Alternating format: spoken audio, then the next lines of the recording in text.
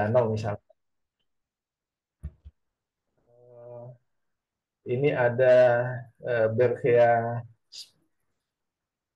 spesies yang bisa menyerap nikel. Jadi ini kayak tanaman apa ya? Kayak kayak kaktus yang punya daun gitu. Terus ini juga yang saya katakan tadi, laspi. Tapi ini jarang. Kalau kemarin kami pakai di TPA itu kayak semacam alang-alang yang agak besar besar batangnya. Tapi itu juga sangat sangat potensi matinya juga sangat sangat besar sekali. Ini ada Alisum murale. Ini jarang sebenarnya kita dapatkan yang gini. Jadi ini jarang tumbuh di Indonesia juga. Terus yang ini yang saya katakan tadi apa ternyata Oryza sativa ini padi ya. Jadi padi ini bisa menyerap senyawa organik lebih bagus sebenarnya. Hanya memang pertumbuhannya agak agak lambat dibanding pupuk kimia. Nah, ini jenis tembakau. Ini juga bisa menyerap merkuri. Jadi ada beberapa ya jenis paku-pakuan juga ini. Ini juga bisa menyerap tadi kadmium atau zinc. Nah, ini contoh-contohnya. Saya cuma memperlihatkan contohnya ini. Terus untuk terkait dengan tumbuhan yang menarik zat kontaminan sehingga berakumulasi sekitar akar tumbuhan. Jadi ada beberapa proses fitoremediasi ini. Jadi melalui akarnya eh, ada yang menempel, terus ini juga terkait dengan tapi ini jarang digunakan sekarang karena itu saya bilang tadi karena kami juga sudah mengupayakan dulu di TPA tapi kurang maksimal karena lebih cepat mati karena tingkat panas yang ada di TPA itu suhu panas yang ada di TPA itu lebih lebih cenderung mematikan tanamannya dibanding dari mereka akan menyerap zat berbahaya yang di dalamnya. Ini ada beberapa resource degradation, penguraian zat kontaminan aktivitas mikroba. Ini banyak banyak macamnya ya.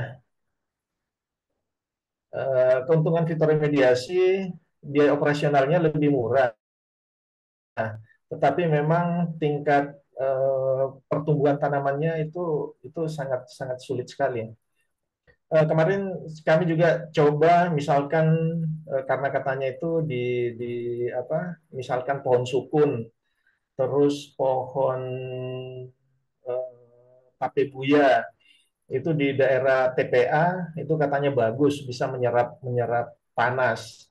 Tapi dari sisi akarnya tidak mampu untuk bertahan panas. Tapi yang lebih bagus itu yang kami tanam itu jenis ya tadi jenis tumbuhan tumbuhan bambu-bambuan. Jadi bambu kayak bambu bambu yang biasa dipakai untuk ini 17-an itu untuk spanduk-spanduk biasanya gitu. Itu lebih lebih lebih lebih tahan dari panas. Tapi memang ya tetap harus setiap hari harus disiram sebelumnya. Jadi sebelum dia besar rimbun itu harus setiap hari disiram karena untuk menanggulangi panas dari TPA itu. Ini tanam jadi lebih cepat subur. Ya kalau sudah dia sudah tumbuh besar, jadi bambu-bambuan kemarin kita tanam tumbuh besar itu sudah langsung berkembangnya lebih bagus sekali. Kecuali kalau di TPA itu TPA-nya sudah tidak aktif lagi. Jadi dia TPA-nya pasif. Nah, itu istilahnya tidak aktif lagi itu tingkat gas metan yang ada di dalamnya itu sudah boleh dikata sudah tidak ada atau sudah berkurang. Nah, itu akan lebih cepat subur tanaman yang ada di situ. Hmm, faktor kesuksesan fitur medis ada kesuksesan tanaman cuaca ya ini memang kemarin ya, sudah banyak ya yang menyampaikan ini. Kemarin ada yang menyampaikan secara bioremediasi, terus apa? Ada juga yang mungkin reklamasi. Reklamasi itu hampir sama remediasi in situ untuk reklamasinya. Tanaman hiperakumulator yang telah ditemukan saat ini mencakup bukan hanya mampu membersihkan metal logam, namun tadi senyawa organik. Nah, ini hiperakumulator itu seperti eceng gondok dengan teratai-terataian juga termasuk itu. Nah, apakah di Indonesia ada tanaman yang belum pernah mempublikasikan ada tidaknya tanaman hiperakumulator di jurnal internasional? Jadi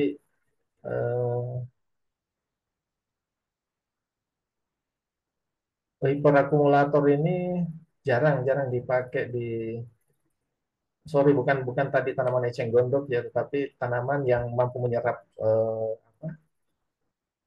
zat berbahaya, tapi bukan jenis hiperakumulator. Apakah tidak sulit menanamkan?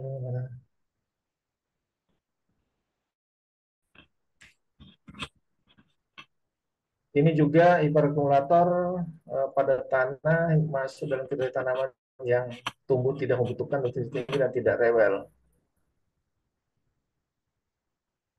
Kesuksesan penanggulangan pencemaran air udara hendaknya tidak dipandang dan dilaksanakan hanya melalui satu bidang ilmu kajian saja, kerjanya baik beberapa.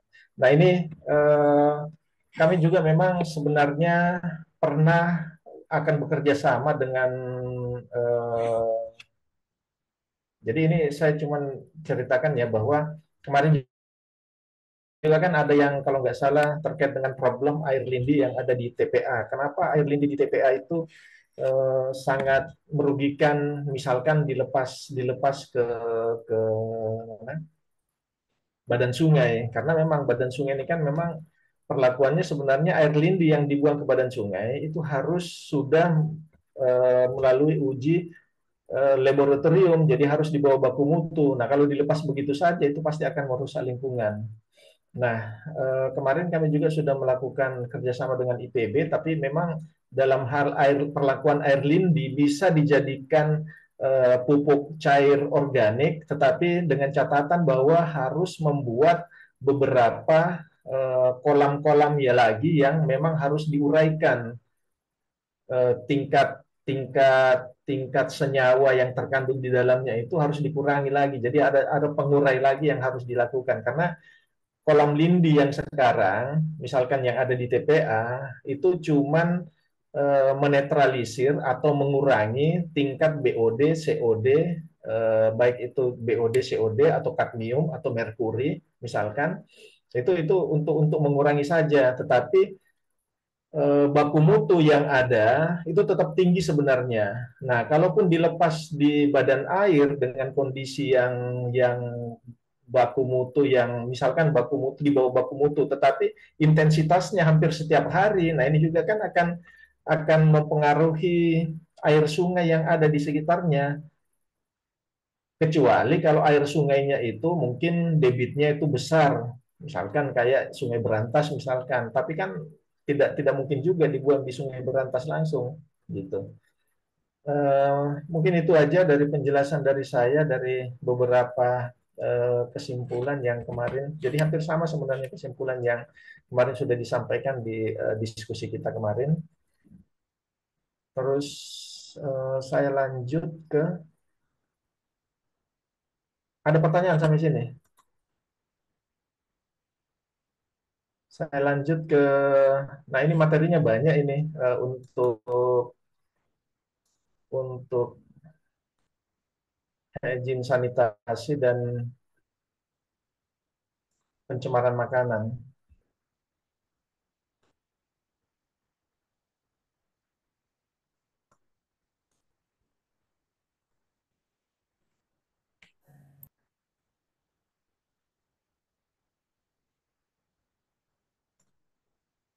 Sudah terlihat ya? Sudah terlihat.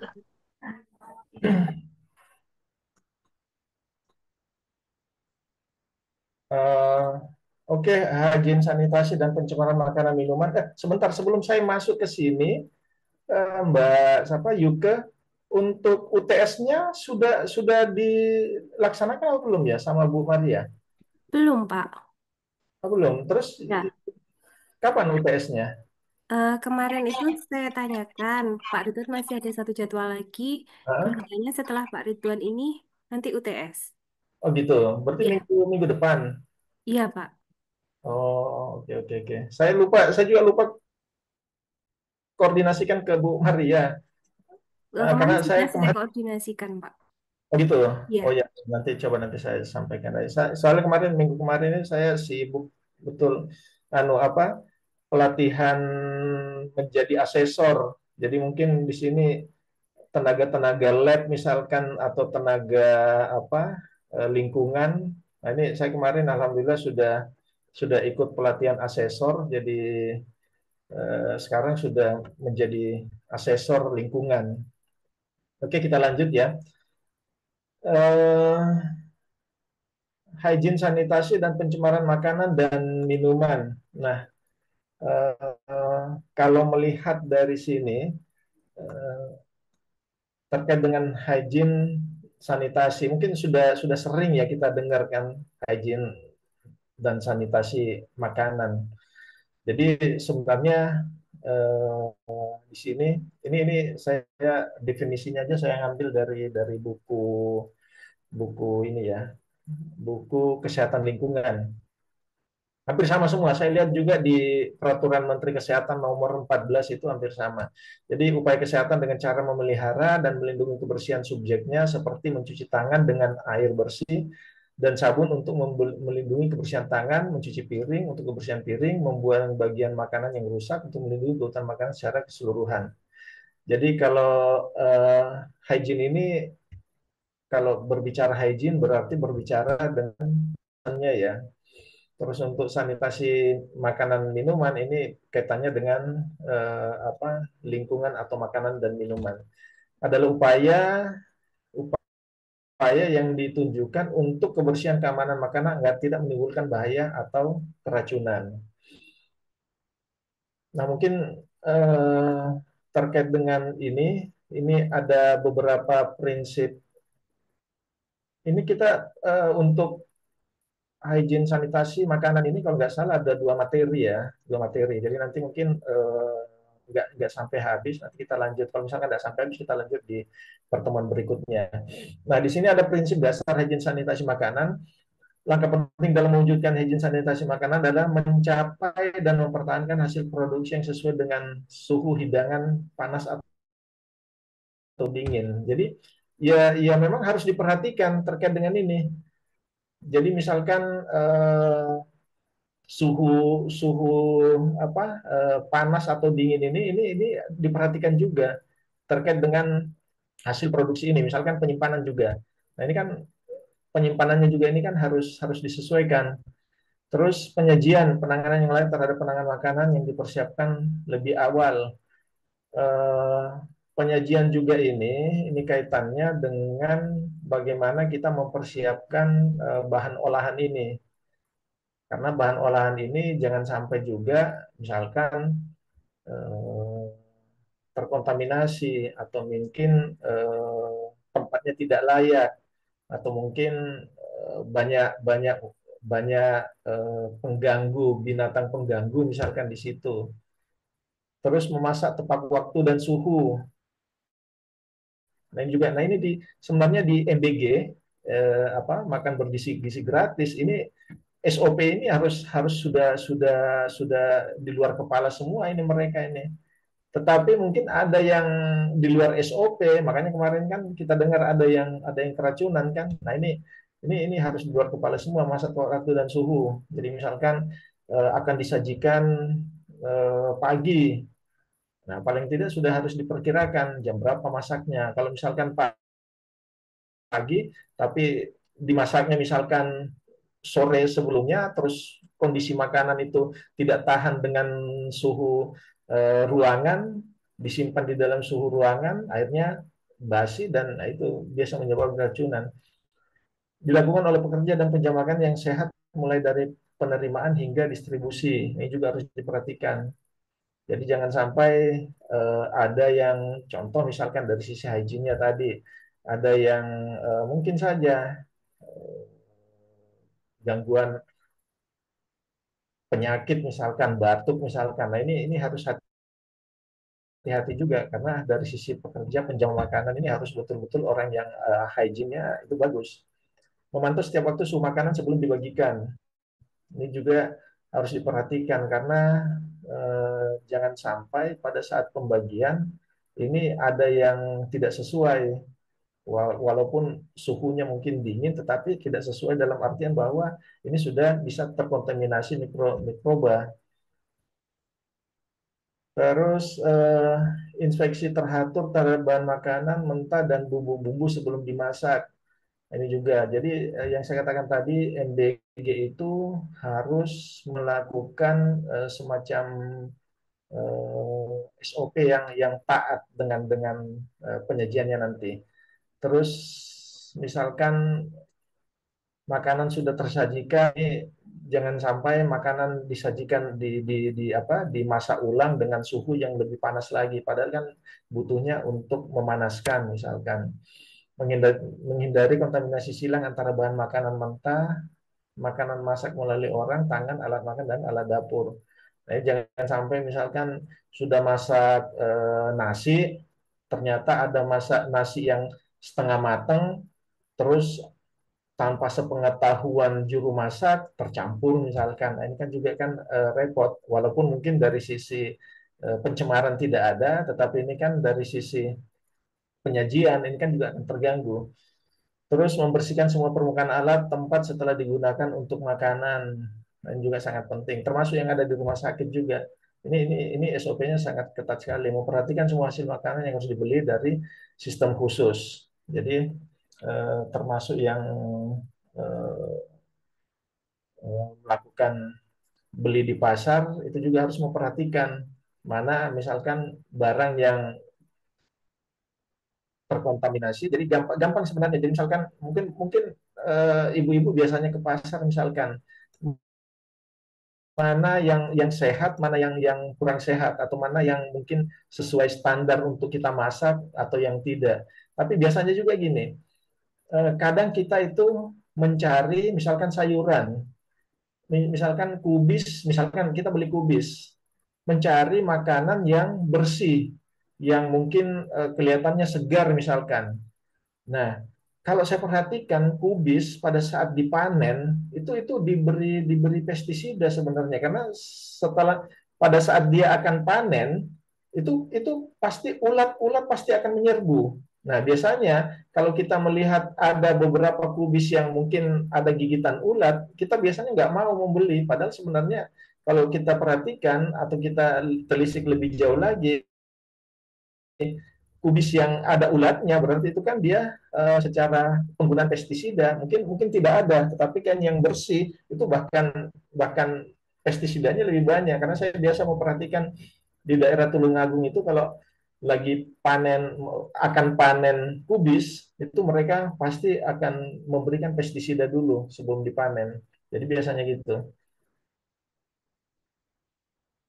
Terus untuk tujuan hygiene sanitasi makanan minuman ini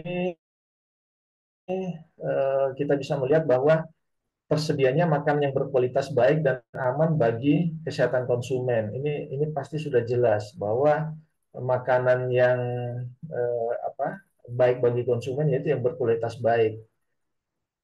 Terus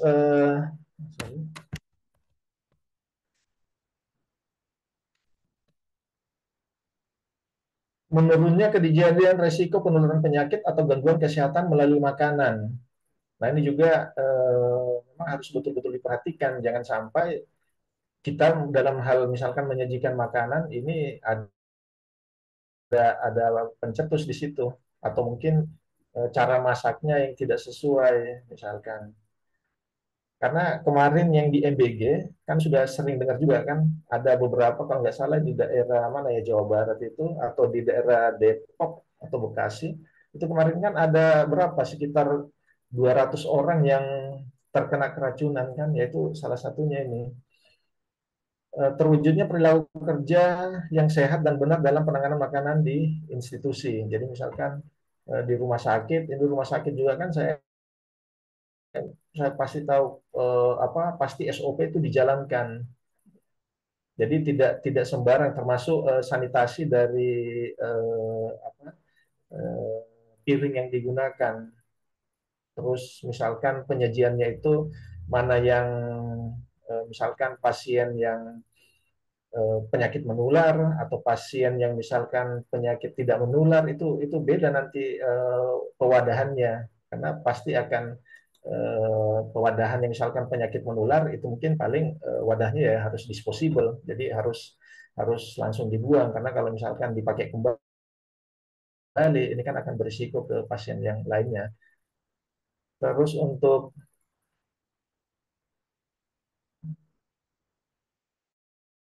prinsip hygiene sanitasi makanan minuman adalah pengendalian terhadap 4 faktor, yaitu tempat atau bangunan, peralatan, orang, dan bahan makanan. Jadi terdapat 6 prinsip. Sudah ya tadi ini ya, sudah ya tadi ini ya 6 prinsip pertama. Jadi eh, saya ulangi lagi bahwa kemarin juga misalkan MBG. Nah, MBG itu pada saat akan dilakukan MBG, mungkin di daerah Bapak Ibu di sini ini sudah ada yang memulai proyek MBG. Nah, tempat bangunan itu harus diperhatikan betul di sana. Jangan sampai tempat bangunannya itu misalkan dekat dengan misalkan sumber pencemar, atau mungkin dekat dengan semacam kayak pembuangan septic tank misalkan. Nah, itu harus diperhatikan juga. Terus peralatannya juga ini betul-betul yang secara fisik kondisi bagus. Terus secara bahan itu juga memenuhi standar. Nah, itu harus diperhatikan. Terus orang dan bahannya juga ini ya betul-betul orang yang yang paham. Nah, sebenarnya di sini jadi kemarin juga saya ini kan saya berbicara sebagai misalkan asesor misalkan. Nah, orang orang yang dalam hal penyajian itu sebenarnya kalau kalau merunut ke Permenkes nomor 14 itu orang yang menyajikan itu harus bersertifikasi juga. Bukan saja misalkan sertifikasi dari bahan olahannya secara keseluruhan, misalkan sertifikasi halal misalkan, itu kan sertifikasi, tapi orang yang melakukannya juga itu harus bersertifikasi juga. Nah, saya contohkan juga misalkan pengambilan sampel air sebenarnya atau sampel tanah misalkan. Pengambilan sampel tanah itu juga harus orang yang bersertifikasi. Eh, saya tadi belum belum ini ya cara pengambilan sampel. Nanti nanti kalau misalkan sempat saya akan ulas sedikit terkait dengan itu. Jadi tadi ada pemilihan bahan makanan, penyimpanan bahan makanan juga ini harus diperhatikan. Ada SOP-nya. Misalkan bahan makanan daging, ikan atau yang mudah membusuk itu kan harus di bawah 0 derajat misalkan. Atau misalkan menyimpan misalkan sejenis tepung-tepungan atau terigu misalkan itu misalkan 7 derajat. Nah, ini ada SOP yang sendiri. Terus misalkan menyimpan seperti sayuran, nah paling tidak misalkan di suhu di bawah 20 derajat misalkan untuk menjaga kesegarannya. Nah, contohnya seperti itu. Penyimpanan makanan masak juga harus sesuai. Jadi jangan sampai misalkan penyimpanan makanan ini terkontaminasi oleh debu atau mungkin serangga yang ada di sekitar. Nah, ini harus diperhatikan di NBG, itu harus diperhatikan semua. Pengangkutan makanan pun begitu. Jadi pengangkutan makanan ya tidak boleh dengan bak terbuka, harus dengan yang eh, yang punya punya standar sendiri terkait dengan ini. Nah, sama dengan penyajian makanannya juga ya, seperti itu. Terus faktor makanan, sanitasi makanan dan minuman. Jadi ada faktor makanan itu sendiri. Jadi sumber bahan makanan bagaimana, pengangkutan bahan makanannya bagaimana, penyimpanan bahan makanannya bagaimana, pemasarannya, pengolahan makanan, penyajian makanan, penyimpanan makanan. Ini harus harus sesuai standar semua. Jadi faktor makanan ini harus dijaga. Contohnya misalkan bahan makanan yang kita simpan itu tidak ada gangguan hewan, misalnya entahlah itu tikus, entahlah itu misalkan kecoa dan lain-lain. Itu contohnya. Terus faktor manusianya. Nah, faktor manusianya juga ini dari sisi hygiene-nya itu harus diperhatikan juga.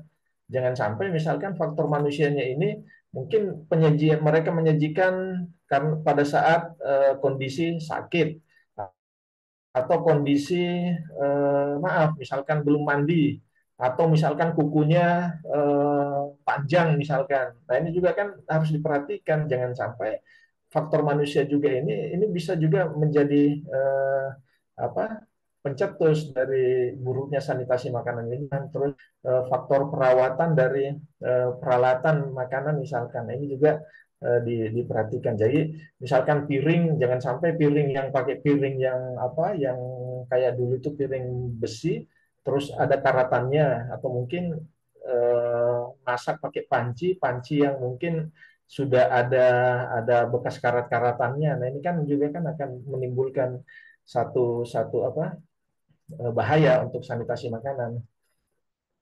Terus kita masuk ke pencemaran makanan. Sampai di sini ada pertanyaan.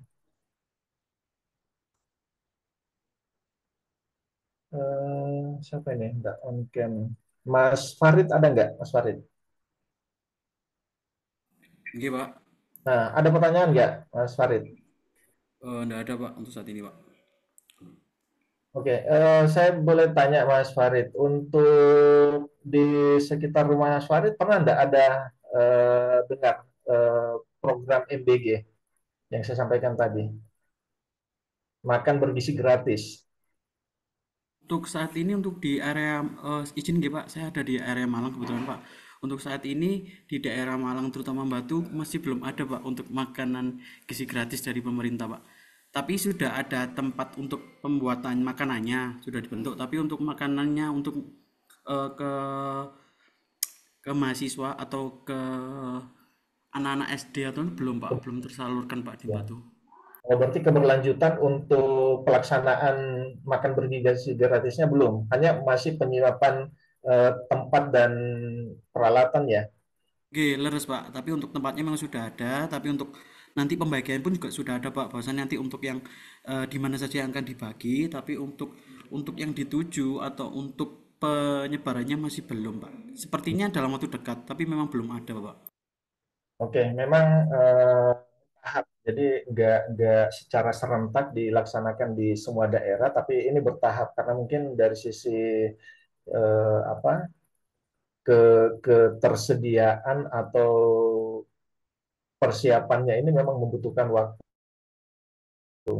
Kalau di Kediri pun ini saya perhatikan kemarin hampir sama dengan Batu. Jadi baru mau mulai menyiapkan tempat dan peralatan. Sementara di Kabupaten Kediri itu sudah memiliki tempat dan sudah mulai mungkin di tahun ini sudah mulai action. Karena saya ingat kemarin pengelolanya itu dari Wong Solo. Nah, ini juga yang harus diperhatikan sebenarnya. Jadi dari prinsip hygiene sanitasi tadi, yang saya katakan tadi bahwa sebenarnya penjamah makanan atau yang melakukan apa eh, pengolahan makanan itu harus orang-orang yang bersertifikasi. Tapi sementara ini saya perhatikan di beberapa tempat di MBG itu belum belum belum sampai ke situ. Makanya yang kemarin ada beberapa yang disinyalir, bukan disinyalir, tapi memang kejadian bahwa banyak yang terkena keracunan makanan. Ada kalau nggak salah ada 3 sekolah atau 4 sekolah kemarin 200 berapa berapa siswa itu karena dari apa pencemaran pencemaran bakteriologi. Jadi mereka menyiapkan makanan di malam hari, disajikan pagi, terus mungkin cara penyimpanan bahannya tadi yang terkait dengan ini, cara apa penyimpanan bahan makanan dengan penyimpanan makanannya itu tidak sesuai standar. Makanya kenapa secara mikrobiologi itu gampang masuk di dalam situ. Karena memang mungkin jumlahnya banyak. Mereka harus menyajikan setiap hari 3.000 porsi dalam satu hari. Jadi memang sangat ekstra pekerjaannya. Oke, kita lanjut ke pencemaran makanan.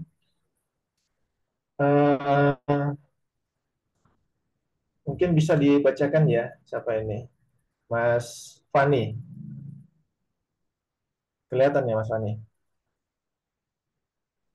Iya, Pak.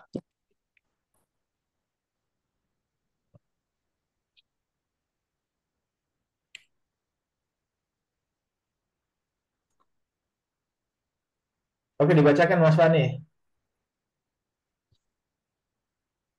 Mohon maaf, Pak. Di jaringan di apa daerah saya kurang baik, Pak. Putus-putus ya. Iya, Pak. Pencemaran makanan ini, Pak ya. Iya, iya. Silakan. Ya, Pak. Bahan makanan adalah hal yang sangat penting bagi kehidupan manusia, seperti karbohidrat, lemak, protein, vitamin, dan mineral. Di samping itu ada zat yang ditambahkan baik secara sengaja maupun secara tidak sengaja.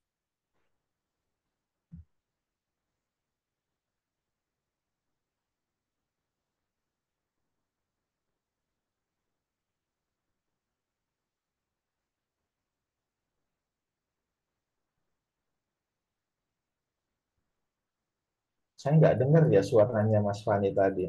Apa memang iya? Cuman saya saja apa? Iya Pak, hilang suaranya. Nah, hilang Ya, Pak. suaranya ya. Ya, mungkin gangguannya dominan Mohon ya. maaf, Ya. mohon maaf, Pak. Jaringannya tadi hilang-hilang, Pak. Oke, dilanjut. Siap. Saya ulang, Pak ya. Oke. Pencemaran makanan. Bahan makanan adalah hal yang sangat penting bagi kehidupan manusia, seperti karbohidrat, lemak, protein, vitamin, dan mineral. Di samping itu ada zat yang ditambahkan baik secara sengaja maupun secara tidak sengaja, yang akan mempengaruhi kualitas makanan itu sendiri. Penambahan tersebut bisa berbahaya bagi kesehatan manusia baik secara sengaja maupun tidak sengaja, yaitu apabila bahan makanan ditambahkan zat adiktif yang bersifat sintesis. Bahan makanan berguna untuk sumber tenaga, pembangunan, pengatur, bahkan penyembuhan penyembuh sakit.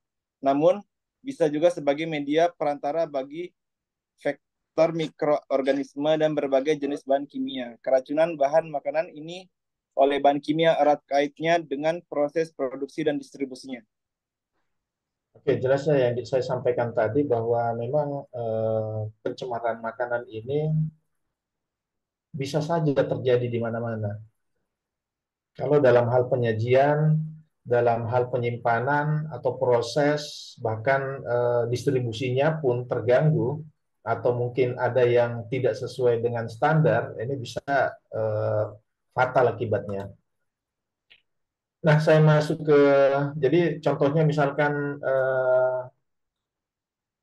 ini ada kasus biskuit beracun di Indonesia. Juga dulu di Kabupaten Kediri, kasus kalau nggak salah susu ya, susu UHT. Susu UHT itu memang kadaluarsanya itu sudah boleh dikata hitungan minggu.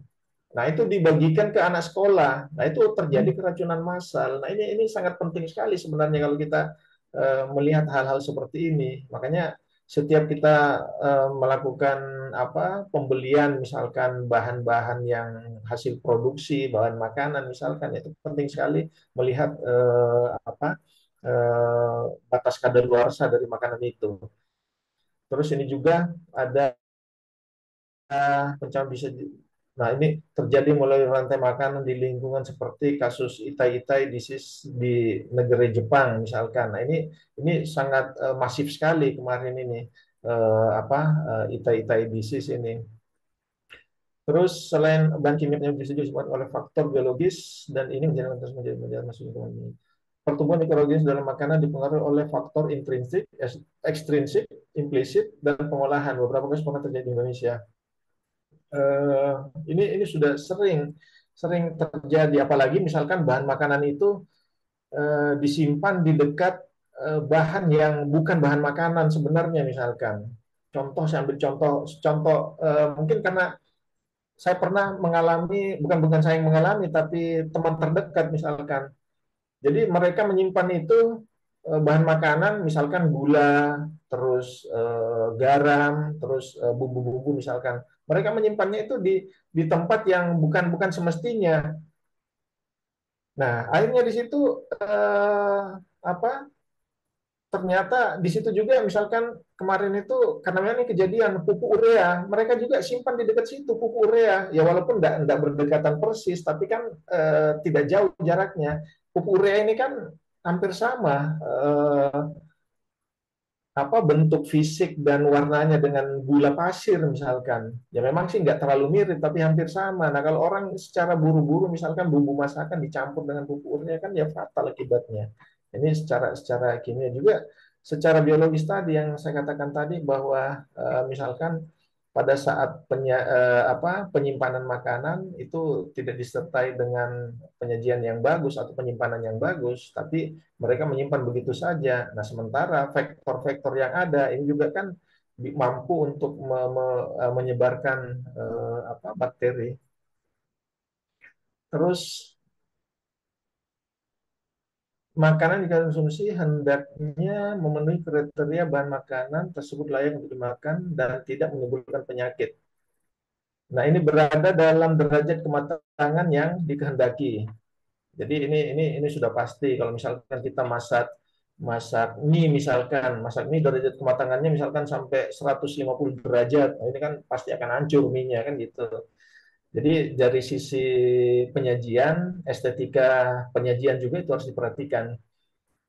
Bebas dari pencemaran di setiap tahap produksi dan penanganan selanjutnya. Ini sudah jelas ini bahwa uh, pencemaran yang ada itu ya jangan sampai terjadi pada saat tahap produksi dan penanganan. Terus bebas dari perubahan fisik kimia yang tidak dikehendaki sebagai akibat dari pengaruh enzim, aktivitas mikroba, hewan pengerat, serangga, dan kerusakan-kerusakan karena tekanan pemasakan dan pengeringan.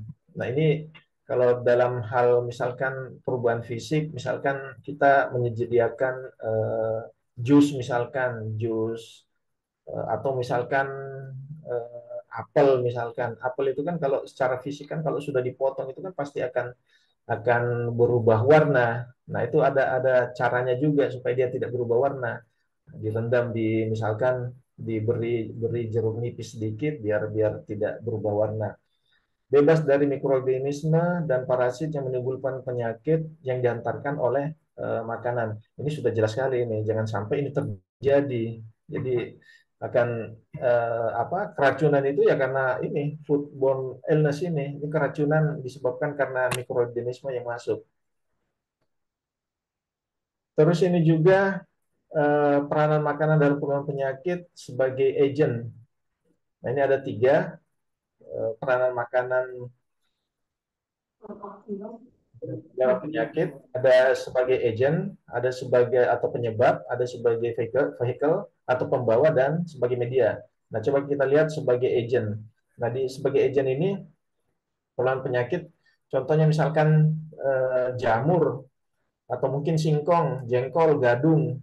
Ini sudah jelas. Jadi bahan makanan tersebut ini ya bisa juga menyebabkan keracunan. Contoh misalkan singkong kenapa dia bisa menyebabkan keracunan? Kalau orang yang alergi terhadap karena singkong ini kan boleh dikatakan zat zat apa namanya saya lupa, tapi dia memiliki juga zat beracun bagi orang-orang yang mudah alergi. Terus juga semacam eh, misalkan contoh kolang-kaling misalkan. Nah, kolang-kaling juga kalau tidak di proses produksinya tidak bagus, itu bisa menyebabkan gatal-gatal. Contohnya misalkan gitu. Itu sebagai agent misalkan. Jamur juga gitu.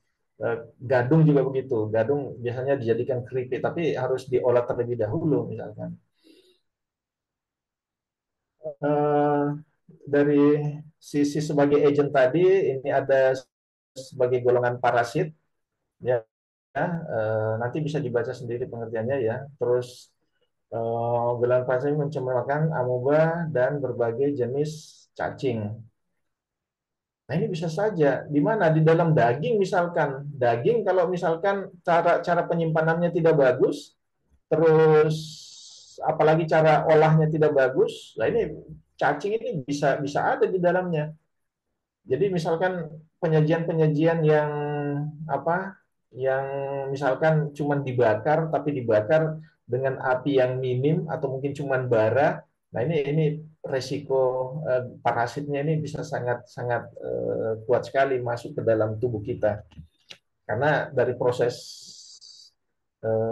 pemasakannya juga itu tidak eh, tidak sampai mungkin 100 derajat, karena kalau cuma dibakar itu kan nggak sampai 100 derajat. Terus golongan mikroorganisme yang masuk, ini contohnya misalkan apa ini, bakteri yang dapat menimbulkan penyakit melalui makanan ialah Shigella yang menimbulkan penyakit disentri basiler. Terus salmonellosis yang menimbulkan penyakit tifus perut. Staphylococcus yang menimbulkan penyakit scarlet fever, serta berbagai macam virus yang menimbulkan penyakit seperti hepatitis dan sebagainya. Nah, ini juga misalkan hepatitis, ini bisa juga hepatitis ini terjadi KLB biasanya. Karena ya saya bilang tadi, misalkan penyajian di rumah sakit misalkan. Nah, hepatitis ini kan termasuk golongan yang mudah menular. Nah, pada saat misalkan, tapi sudah tidak ada, kalau di rumah sakit saya yakin sudah tidak ada lagi misalkan wadah, piring, misalkan bekas orang hepatitis itu dipakai kembali, tetapi dipakai yang disposable. Jadi setelah dilakukan penyajian itu langsung dibuang. Terus golongan kimia ini bisa dari biasanya terjadi karena kelalaian, misalnya meletakkan insektisida berdekatan dengan bumbu dapur. Nah, yang saya sampaikan tadi, misalkan pupuk urea, misalkan urea itu kan hampir sama bentuk warnanya dan dengan gula. Nah, ini bisa saja terjadi. Jadi ini pernah terjadi pada teman-teman saya sendiri. Jadi mereka mau buat teh panas, tapi mereka ngambilnya pakai pupuk urea itu tadi. Nah, ini bisa terjadi. Terus golongan fisik, disebabkan fisik misalkan bahan radioaktif misalkan. Jadi bahan radioaktif ya mungkin saja di rumah sakit ada yang tersentuh misalkan dengan bahan radioaktif terus dipakai kembali, ya itu bisa saja terjadi. Terus golongan racun toksit ini ada yang dihasilkan oleh mikroorganisme dan ada yang dari bahan makanan itu sendiri. Jadi ini bisa juga terjadi sebagai agen penyebab. Nah, sebagai vehicle atau sebagai pembawa, ini bahan kimia parasit ini termakan bersama makanan juga beberapa mikroorganisme yang patogen. Ya, pada saat kita makan, jadi ini yang biasanya ini penyajiannya ini yang penyajian makanannya yang tidak ada misalkan tutupnya, misalkan pun ada tutupnya tetapi lalat atau mungkin serangga yang lain itu bisa masuk. Nah, kita biasa lihat di misalkan di warung-warung, misalkan warung-warung di pinggir jalan misalkan. Nah, itu kan memang ada kordennya. Tetapi ordernya itu tidak tutup sempurna. Nah, itu lalat bisa masuk. Nah, itu juga bisa terjadi. Kontaminasi juga dibilang berada sebagai media. Ini kontaminasi yang jumlahnya kecil jika dibiarkan berada dalam makanan dengan suhu dan waktu yang cukup, maka bisa menyebabkan wabah yang serius. Terus ini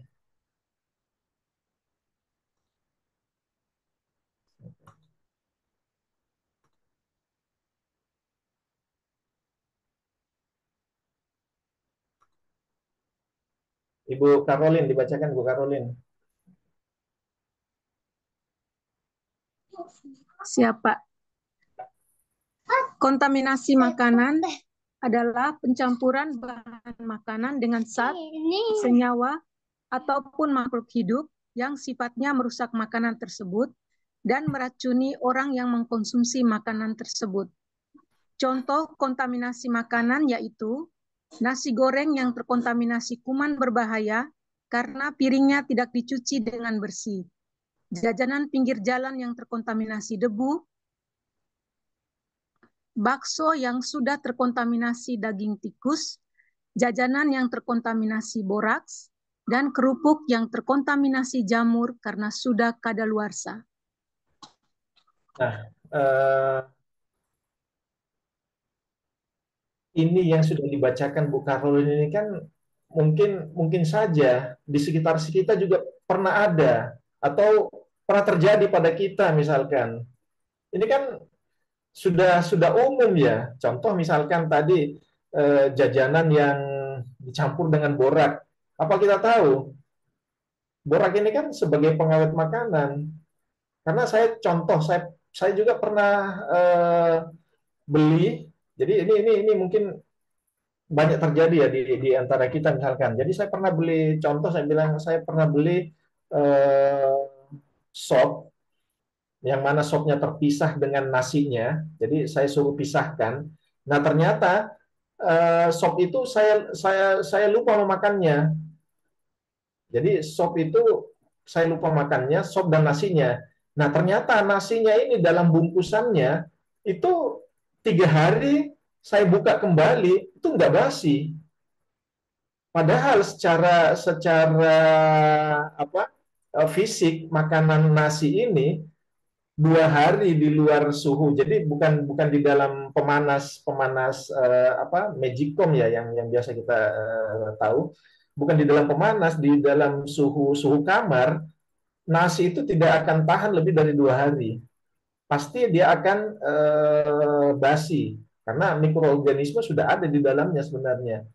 Nah, saya perhatikan 3 hari saya buka bungkusannya itu tidak basi, masih tetap. Nah, secara ilmiah nasi yang misalkan tahan dalam waktu 7 hari, nasi atau mungkin lontong ya misalkan dalam waktu 3 hari atau 4 hari, itu pasti sudah ada zat pengawet di dalamnya. Jadi bisa kita pastikan itu pasti ada zat pengawet di dalamnya.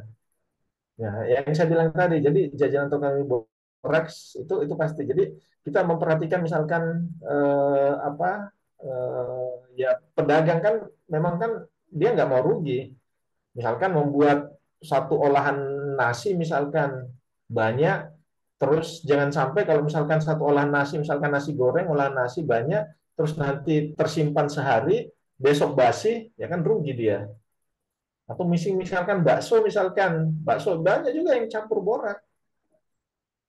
Nah, semacam seperti itu. Jadi kontaminasi makanan, jadi sudah di sini kontaminasi makanan itu berarti adanya zat pencampur lain yang masuk ke dalam makanan. Nah, di sini kita lihat juga sumber kontaminasi makanan. Ini ada beberapa. Jadi ada di antaranya kontaminan fisik, ada kimia, ada juga secara biologi. Nanti kita coba urai satu-satu. Jadi secara fisik, bahan pencemar makanan fisik adalah berupa kontaminan yang dapat terlihat secara kasat mata. Ya. Keberadaannya karena dibawa oleh hewan maupun oleh manusia atau pencemar makanan yang mengolah makanan dengan tidak hygiene. Jadi bisa kita lihat secara fisik. Coba kita lihat di sini secara fisik misalkan kaleng misalkan kita membeli makanan kaleng biasa kan di swalayan, di mungkin pasar-pasar tradisional misalkan. Nah, makanan kaleng misalkan atau mungkin susu misalkan kaleng, kalau sudah perubahan bentuk dari secara fisik, nah itu pasti akan ada pengaruhnya. Jadi lapisan email yang ada di lapisan dalam kaleng itu pasti akan rusak juga. Nah, ini makanya kalau misalkan kita mencari misalkan makanan kaleng, makanan olahan, ya harus diperhatikan. Jangan sampai misalkan bentuk fisiknya itu sudah berubah. Potongan gelas kaca ini kaitannya mungkin kalau gelas ya kaitannya dengan mungkin ada yang cuil. Jangan sampai kita tidak sadar, kita minum misalkan teh, terus ada potongan cuil terjadi perubahan bentuk pada fisiknya gelas misalkan. Nah, ini kan bisa merusak fisik kita juga. Nah, mungkin juga ada potongan kayu ranting, atau bahkan misalkan kita makan jajanan lemper misalkan, ternyata ada isi staples di dalamnya. Nah, ini kan juga ini bisa bisa membahayakan juga. Atau mungkin kita makan lemper ada sisa lidi misalkan di dalamnya. Ini juga biasa. Atau rambut sekalipun. Kita misalkan makan bakso, secara fisik ada rambut di dalamnya, atau makan makanan olahan.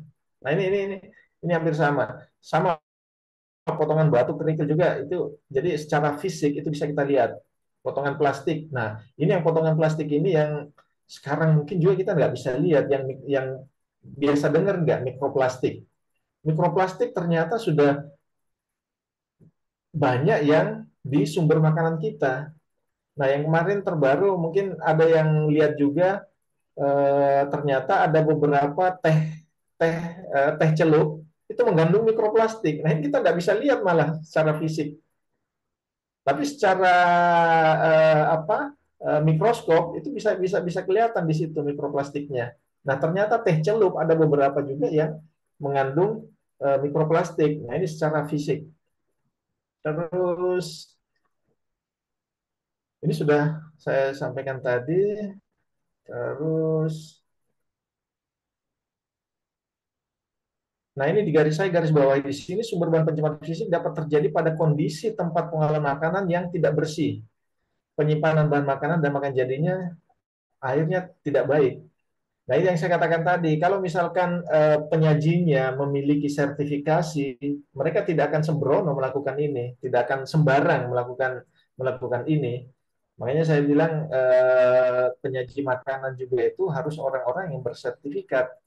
Nah, sebenarnya penyajian di MBG, makan bergizi gratis, harusnya itu yang menjadi syarat utama juga, selain dari tempat dan peralatan tadi. Itu seharusnya sebagai syarat utama juga. Jadi mereka itu punya SOP yang memang memenuhi standar, terus termasuk tenaga yang memenuhi standar juga, yang tersertifikasi tadi.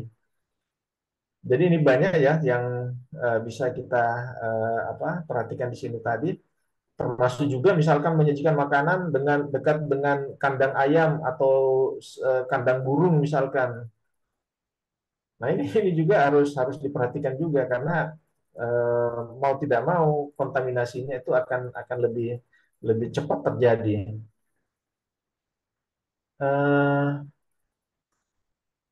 Ini bisa dibacakan apa ya nih, Mbak Clara? Ya, Pak. Mekanisme terjadinya kontaminasi fisik pada makanan umumnya terjadi secara langsung melalui manusia atau hewan yang ada di sekitar kita. Seorang penjual yang rambutnya rontok dapat jatuh ke makanan yang sedang diolahnya.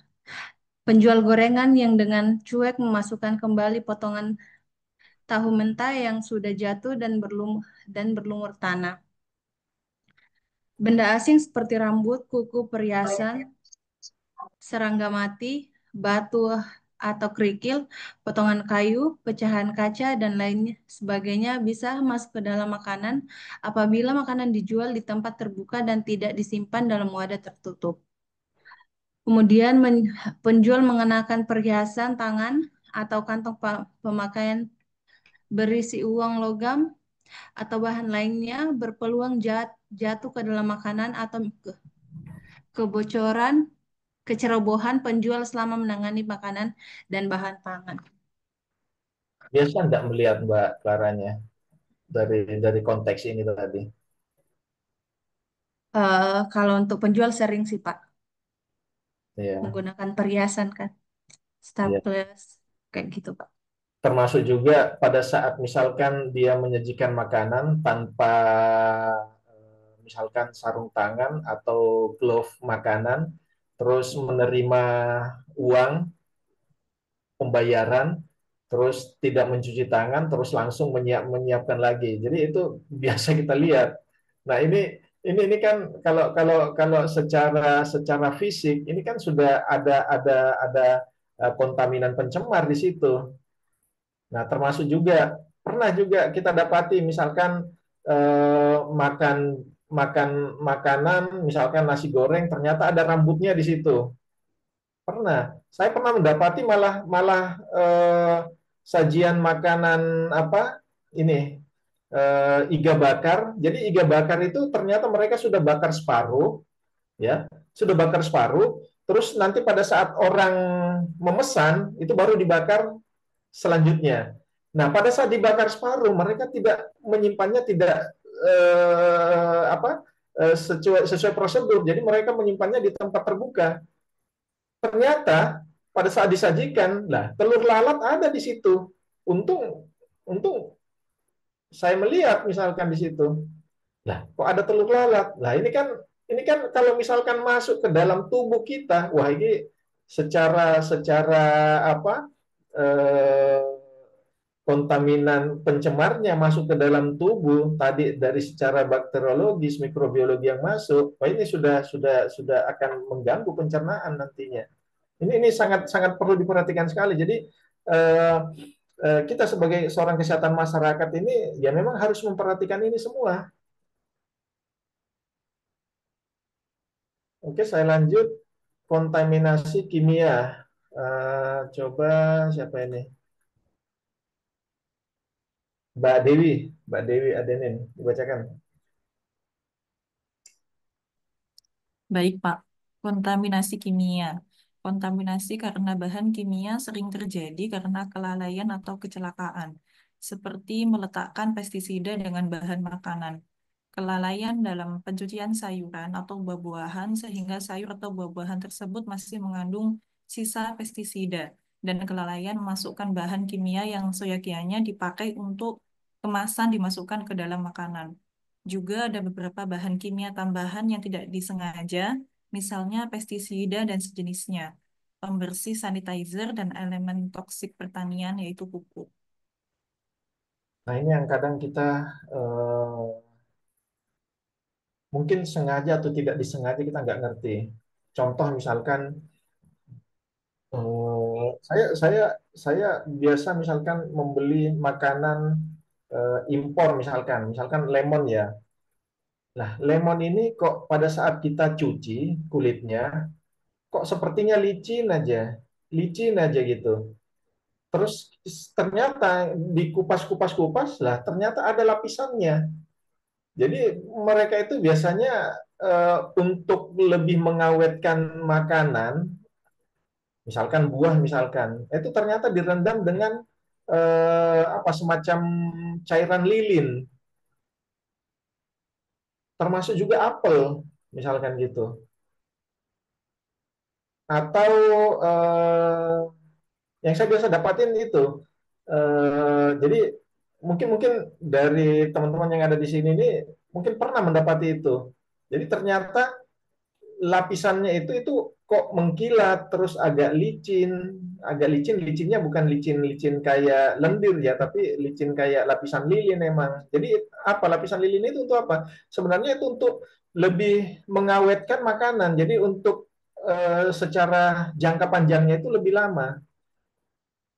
Nah, ini masuknya juga ke pengawet. Dan juga misalkan saya katakan tadi, misalkan kubis pada saat mau dipanen itu pasti diberi pestisida, walaupun katanya pestisidanya itu ramah lingkungan lah misalkan, karena itu pestisida untuk hewan-hewan pengerat, jadi menghindari ulat masuk ke dalam kubis misalkan itu disemprot pestisida dulu itu. Nah, ini kalau kita misalkan tidak mencucinya dengan bagus, tidak mencucinya dengan misalkan sabun khusus, itu pasti akan masuk juga, walaupun mungkin ada sisa-sisanya sedikit. Nah, ini yang perlu diperhatikan. Nah, ini ada beberapa zat yang sering menimbulkan keracunan pada manusia. Ini zinc terdapat pada peralatan dapur akan mulai reduksi bila kontak dengan bahan makanan yang bersifat asam. Jadi kayak misalkan biasanya kan kita masak menggunakan panci, biasanya panci yang lapisan emailnya itu contoh misalkan ada yang kayak warna-warna putih. Jadi semacam cat. Nah, itu pada saat masak itu lapisan zincnya juga itu akan keluar. Lebih bagus kita masak mungkin pakai yang stainless. Nah, terus insektisida keracunan terjadi karena mengkonsumsi makanan yang masih mengandung residu pestisida seperti pada sayuran dan buah-buahan. Yang saya katakan tadi. Terus kadmium, keracunan ini bisa terjadi karena kadmium yang terdapat pada peralatan dapur dengan kontak dengan makanan yang bersifat asam. Terus antimonium berasal dari peralatan dapur yang dilapisi dengan email kelabu murahan. Nah, sama juga misalkan piring yang terbuat dari apa namanya? Bukan kaca, piring apa namanya? Saya lupa. Melamin, melamin. Nah, kalau melamin yang ini yang kualitasnya kurang bagus dicampur dengan misalkan bakso panas, air kuah bakso panas, itu akan terjadi pelepasan aluminium di dalamnya. Nah, ini yang sangat sangat resiko. Jadi kalau misalkan piring melamin atau mangkok melamin, ya hindarilah pakai misalkan kuah panas. Ya lebih bagus pakai yang beling, misalkan gitu.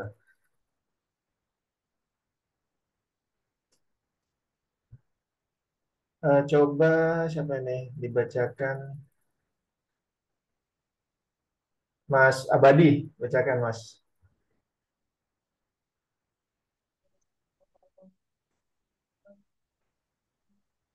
Berbagai jenis bahan dan unsur kimia dapat berada dalam makanan melalui beberapa cara. Alat pengolahan, terlalunya lapisan alat karena digunakan untuk mengolah makanan yang dapat melarutkan zat kimia dalam pelapis minyak, pelumas, dan bahan bakar karena kondisi alat yang tidak optimal. B. Logam yang terakumulasi pada produk perairan. C. Sisa antibiotik, pupuk insektisida, pestisida, atau herbisida pada tanaman atau hewan. D. Bahan pembersih dan atau sanitizer kimia pada peralatan pengelolaan makanan yang tidak bersih, pembilasannya, atau secara tidak sengaja mengkontaminasi makanan selama penyimpanan yang berdekatan. Nah, ini sudah bisa dianalisa sendiri ya terkait dengan jenis bahan unsur kimia yang berada dalam makanan melalui beberapa cara ini. Jadi misalkan tadi sisa antibiotik, pupuk, pestisida, herbisida pada tanaman, ini bisa saja juga tercampur. Jadi makanya kenapa kita itu selalu misalkan pada saat akan mengkonsumsi makanan diharuskan mencuci tangan dengan sabun misalkan. Karena kalau misalnya kita tidak mencuci tangan dengan sabun, ini biasanya saat kontaminan-kontaminan yang ada dalam tangan itu tidak tersapu dengan bersih, tapi masih ada tersisa. Apalagi misalnya kita menggunakan tangan langsung makan langsung dengan menggunakan tangan sendiri, misalkan gitu.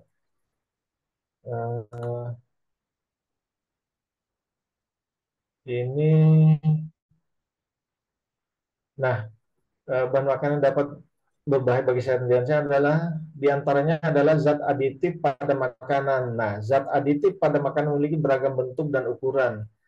Ada bermacam-macam tetapi mudah untuk dikelompokkan. Sebagian merupakan zat yang bersifat alami, namun banyak juga yang merupakan senyawa sintetik sehingga dalam tubuh dianggap sebagai zat asing. Ada beberapa zat aditif makanan diketahui dapat menyebabkan reaksi alergi sehingga timbul istilah food allergies atau food intolerant dan dietary irritant yang dapat mempengaruhi seorang. Nah, zat aditif juga ini memang sudah boleh dikatakan kalau zaman sekarang sudah banyak yang menggunakan zat aditif ini.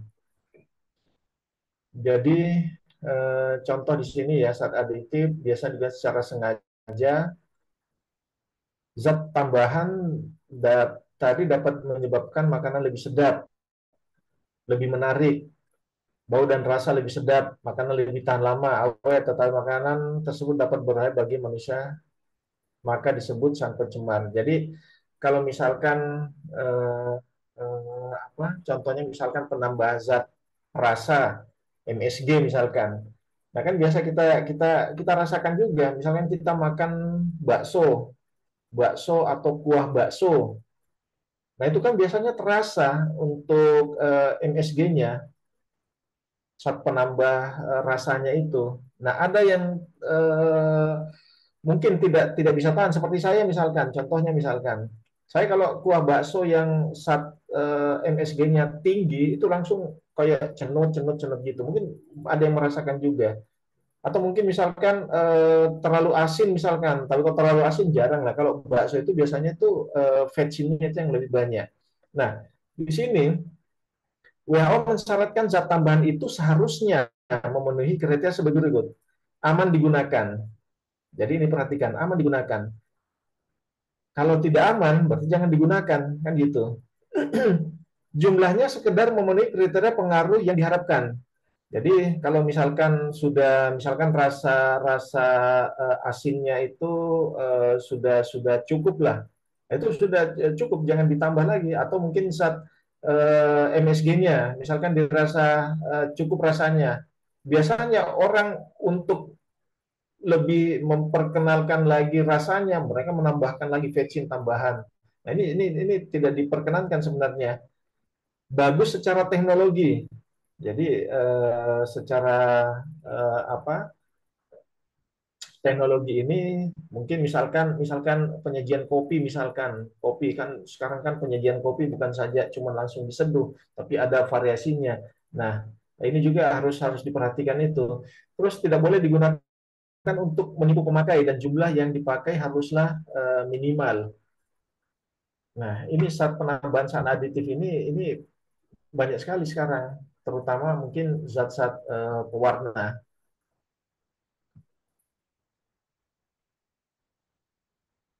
Ini penambahan ini juga, nah ada beberapa cara pemalsuan sering terjadi dan ini dilakukan oleh penjual atau produsen. Misalkan menghilangkan bau, seperti penambahan cuka pada ikan yang telah membusuk. Jadi ya mereka nggak mau rugi, akhirnya mereka ya menambahkan aja cuka sedikit untuk menghilangkan bau busuknya. Memberikan kesegaran palsu, misalnya dengan menambahkan zat warna pada daging. Terus menambahkan zat putih pada tepung atau beras. Nah, ini kan biasa juga kita dulu lihat, ternyata beras ada yang dipakaikan zat pemutih biar kelihatan berasnya lebih bagus, lebih menarik misalkan. Menambahkan tanggal kadaluarsa suatu produk. Nah, ini juga ada yang ternyata misalkan produknya cuma tahan 2 bulan, ternyata ya ditambahkan aja tanggalnya menjadi 3 bulan misalkan. Nah, ini kan penipuan dari produsen. Menyalurkan kembali makanan yang telah kadaluarsa melalui paket-paket hadiah atau parcel. Nah, ini juga banyak kita dapati juga ini. Kalau misalkan kita menerima parcel atau hampers misalkan, ternyata yang dimasukkan ternyata yang sudah dekat-dekat kadaluarsa. Ini banyak terjadi juga. Nah, untuk bahan kimia tambahan pada makanan terbagi 2 macam, yaitu diantaranya bahan kimia tambahan alami. Nah, kalau bahan kimia tambahan alami ini dari zat pewarna ini sudah umum juga kita biasa lihat ya. Misalkan daun suji, daun pandan, daun katuk, atau mungkin kunyit atau coklat, terus wortel atau mungkin ubi ungu misalkan. Nah, itu kan zat pewarna alami. Terus bahan penyedap. Ini ibu-ibu mungkin biasa lebih familiar ini terkait dengan bahan penyedap, mungkin misalkan pala, merica, laos, kunyit dan lain sebagainya. Terus bahan pemanis, misalkan seperti kelapa, tebu, aren dan lain sebagainya. Ini bahan yang alami yang mungkin lebih ramah terhadap makanan olahan. Tetapi kalau kita perhatikan, misalkan bahan-bahan ini kalau oleh produsen atau pedagang biasanya mereka jarang menggunakan bahan-bahan alami karena dari sisi operasional mungkin lebih lebih besar budgetnya dibandingkan kalau misalkan mereka menggunakan bahan apa bahan sintetis. Nah, ini bahan pengawet hampir hampir sama tadi. Bahan pengawet ini gula tebu itu bisa, gula merah, garam, pengawet, kunyit, kunyit kulit kayu manis, cengkeh. Ini nanti bisa dibaca sendiri ya. Terus penggunaan bahan makanan secara alami yang mengandung racun. Ini sudah tadi sudah saya jelaskan, singkong atau jengkol atau mungkin jamur sudah. Bahan kimia tambahan buatan. Nah, ini yang sudah marak sekali terjadi. Apalagi yang kita sangat prihatin ini di apa ya? Misalkan di depan-depan sekolah, misalkan sekolah anak-anak kita, misalkan sekolah SD, TK, PAUD, mereka tidak mengerti apa-apa, tapi oleh pedagang, oleh orang-orang yang tidak bertanggung jawab, biasanya menggunakan zat-zat pewarna. Untuk apa? Untuk memikat daya beli anak-anak. Karena anak-anak kan makin makin jereng, misalkan warna kuning, kuningnya jereng misalkan. Itu makin makin senang dia. Atau mungkin warna merah, sirup misalkan. Ternyata mereka menambahkan dengan satu warna buatan misalkan. Wah, ini atau biru, minuman es biru. Saya bingung juga, biru itu dari mana kalau minuman minuman sajian anak-anak itu. Itu kan biasanya kan ada juga yang nakal, ternyata pewarna tekstil dimasukkan ke dalamnya. Nah, ini yang sangat-sangat merusak sekali bagi kesehatan kesehatan masyarakat.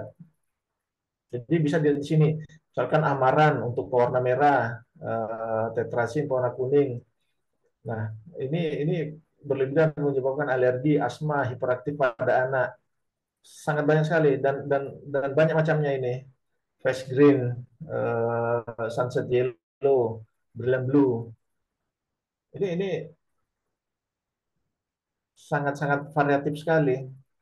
Nah, ada memang pewarna buatan makanan yang direkomendasikan atau sesuai standar, tetapi kadang itu harganya juga relatif mahal.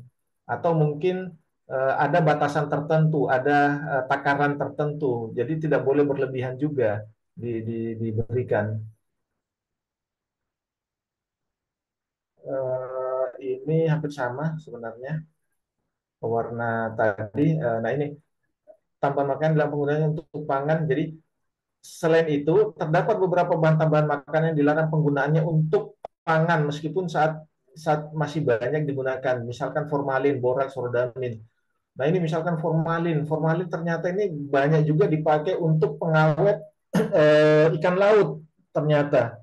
Jadi untuk ikan laut kan kalau disimpan di suhu ruangan atau suhu biasa itu akan cepat membusuk karena dia harus disimpan di dalam suhu di bawah 0 derajat misalkan. Nah, di pasar-pasar untuk lebih memberi daya tahan lama untuk ikan biasanya itu diberi formalin, campuran formalin. Jadi airnya itu campur formalin sedikit. Seperti itu. Nah, ini termasuk pewarna methanol yellow, rodamin. Ternyata rodamin diperbolehkan untuk pewarna barang hasil industri seperti ini plastik, tekstil, kertas, keramik, ubin dan sebagainya. Zat pewarna sintetis ini bersifat racun jika digunakan dalam pewarna makanan dan dapat memicu pertumbuhan zat karsinogenik yang menyebabkan munculnya penyakit kanker. Mungkin kalau kita yang dewasa ini mungkin sudah bisa lah melihat secara fisik atau mengamati secara fisik. Tapi anak-anak kita yang ada di SD, TK, SMP yang sama sekali belum mengerti terkait dengan masalah ini. Nah, ini kan kenapa sekarang misalkan kita sudah bisa melihat misalkan ada anak usia remaja usia 20 tahun, 30 tahun sudah terkena kanker misalkan atau sudah terkena stroke misalkan. Nah, ini kaitannya boleh dikata kaitannya dengan gaya hidup dengan pola makan. Saya bisa pastikan itu. Ya memang ada yang secara garis keturunan juga ada, tetapi secara gaya hidup maupun pola makan ini sangat berpengaruh juga karena yang saya katakan tadi bahwa ternyata kontaminan zat adiktif ini yang berbahaya juga sudah masuk di makanan yang kita makan. Bahan pemanis, nah ini juga pemanis buatan juga ini sudah banyak kita dapati. Jadi sakarin atau biang gula ini memiliki tingkat kemanisan 350 sampai 500 kali gula alami. Nah, yang kan kalau misalkan pedagang yang mau untung banyak, ya udah gunakan aja sakarin. Misalkan mereka, tapi ada juga yang tidak sakarin murni dia berikan ke pemanisnya, tetapi mereka campur dengan gula tebu misalkan, supaya lebih tersamarkan rasanya. Karena kalau sakarin itu kan terasa di tenggorokan itu sangat sangat dominan sekali, kayak serat gitu. Nah ini makanan-minuman yang ada di jajanan anak-anak SD, SMP ini ya ini banyak sekali kita dapati. Siklamat, aspartam, ini juga banyak kita dapati di jajanan makanan tala sirup, ini es mambo, kue atau roti itu banyak. Karena apa? Untuk mendapatkan keuntungan yang lebih besar sebenarnya. Jadi bukan dari sisi sebenarnya pengawetnya, tapi mendapatkan untung yang lebih besar. Bahan pengawet ini buatan ini ada berbagai macam, ada asam asetat. Ini biasa kita lihat bahan-bahan pengawet. Hanya memang kalau dalam jumlah kadar yang melebihi ini akan sangat sangat berpengaruh bagi tubuh kita. Contoh misalkan ini benzoat juga dalam bentuk asam benzoat maupun natrium benzoat, berbagai jenis soft drink, minuman ringan, sari buah, nata de coco, kecap, saus, selai diawetkan dengan menggunakan bahan jenis ini. Ya pasti menggunakan. Kalau misalkan coba kita lihat misalkan kecap atau selai, katanya buatan alami, misalkan selai kaya. Selai kaya kalau secara logika secara alami selai kaya tanpa menggunakan bahan pengawet itu paling tahan itu paling seminggu atau 2 minggu. Tapi kok biasanya sudah dalam kemasan itu bisa tahan sampai setahun. Nah ini kan pasti ada campuran pengawetnya. Tapi memang masih di dalam batas yang ditolerir. Tetapi kalau kita setiap mengkonsumsi makanan, pakai makanan-makanan yang mengandung pengawet, nah ini juga kan akan terakumulasi dalam tubuh kita. Ini ada propil galat, ada propianat, jadi hampir sama semua fungsinya. Terus garam nitrit, sorbat, tapi yang jelas semua pengawet yang telah diuraikan di atas merupakan pengawet yang diizinkan untuk dipakai dan mendapatkan lisensi secara internasional oleh Badan Kesehatan Dunia WHO dengan kadar yang diizinkan. Nah ini tadi yang saya garis bawahi, dengan kadar yang diizinkan. Jadi tidak berlebihan. Saya bilang tadi contohnya misalkan benzoat tadi, ya tetap itu bahan pengawet, asam asetat bahan pengawet, tapi dengan kadar yang diizinkan. Jadi tidak boleh melebihi batas yang istilahnya tidak sesuai. Bahan penyedap juga begitu. Aroma saat buatan terdiri dari senyawa golongan ester, antara lain oktil asetat. Jadi bahan penyebab ini zat penyebab rasa banyak digunakan adalah monosodium glutamat atau lebih boleh dengan nama vetsin dengan berbagai merek. Wah ini macam-macam. Tepung sekarang juga, misalkan tepung tepung crispy misalkan. Nah itu kan juga pakai MSG sekarang. Tepung-tepung yang untuk goreng ayam ya, goreng ikan ya kalau nggak salah itu pakai ini semua tambahan MSG. Nah, di sini juga kita lihat makanan yang mengandung MSG dapat menyebabkan penyakit restoran Cina. Jadi yang saya katakan tadi, bahwa bisa timbul rasa mual, terus haus berkepanjangan, pegal-pegal di tengkuk, sakit dada, sesak napas, akibat lainnya penyakit kanker. Mungkin ada yang pernah merasakan. Kalau saya pasti merasakan kalau misalkan makan ya misalkan kuah bakso atau apalah yang MSG-nya sangat banyak, itu pasti akan terasa di kepala, pasti akan pusing karena MSG terlalu. Dan juga MSG juga ini saya pernah baca di literasi bisa menurunkan daya ingat juga. Makanya kenapa kita dilarang terlalu banyak mengkonsumsi SSG selain dari penyakit yang ini tadi juga menyebabkan itu tadi. Terus tadi kontaminasi kimia, sekarang kontaminasi biologi. Nah, ini yang lebih sering juga terjadi. Beberapa mikroorganisme menguntungkan dan sangat dibutuhkan. Oke, kita setuju. Namun patogen atau mikroorganisme penyebab penyakit perlu diwaspadai. Contoh produk samping mikroorganisme yang dipakai industri. Yes, penting untuk pembuatan roti dan minuman beralkohol. Jadi ini yes ini juga sangat penting sebenarnya. Bakteri asam laktat yang penting untuk yogurt. Jadi kalau kita rasakan ada kecut-kecut itu di yogurt, ya ini bakteri bagus. Atau Yakult misalkan, itu bakteri bagus. Terus keju fermentasi daging, ada bahan mikrobi berupa bakteri, virus, dan protozoa. Nah kalau misalkan, makanya kenapa misalkan kita lihat masa kadaluarsa, misalkan yogurt, misalkan ada masa keluar kadaluarsa, misalkan cuma sebulan. Nah, kalau lebih dari sebulan, jangan coba-coba konsumsi karena bakteri di dalamnya itu sudah berubah yang tadinya menguntungkan bagi tubuh bisa merusak tubuh nantinya atau bisa membuat kita sakit pencernaan. Potensi bahaya bakteri infeksi makanan ini sudah jelaskan tadi, sudah. Terus kita lihat sumber pencemar mikroba. Nah, sumber pencemar mikroba ini sangat banyak sekali. Ternyata air juga ya bisa menjadi sumber pencemar mikroba. Air kenapa bisa menjadi sumber pencemar mikroba? Siapa ini? Bu Rofiah, kenapa sih air bisa menjadi sumber pencemar mikroba juga terhadap pangan? Bisa nggak dijelaskan sedikit?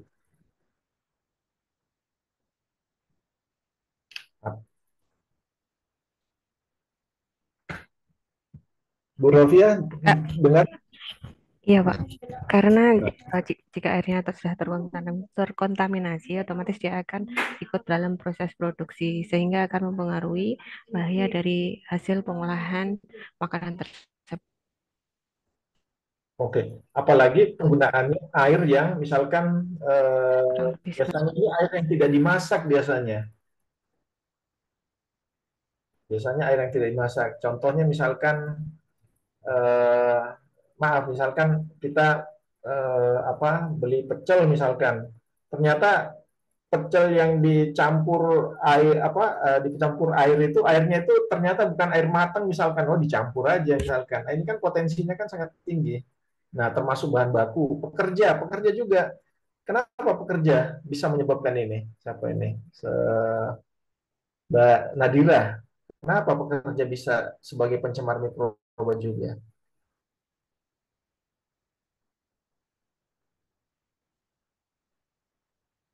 Dengar nggak, Mbak Nadira?